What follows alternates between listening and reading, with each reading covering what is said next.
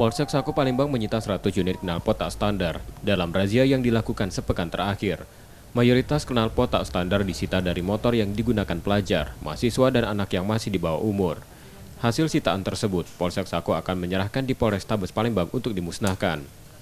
Operasi perlengkapan motor tak standar dilakukan setiap hari, mencegah balap liar yang sering terjadi di daerah Sako. Polsek Sako melaksanakan kegiatan razia yang memang seyogianya kegiatan itu rutin setiap hari. Dan hasilnya kita berhasil menyita knalpot brong sebanyak 100 unit selama 1 minggu.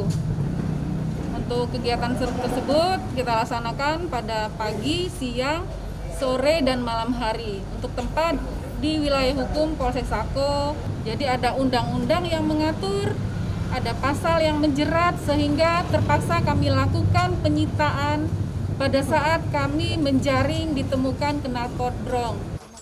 Penggunaan knalpot tak standar dilarang karena selain mengganggu juga membahayakan. Rizky Oktora, Muklas Diferensial, Kompas TV, Palembang, Sumatera Selatan.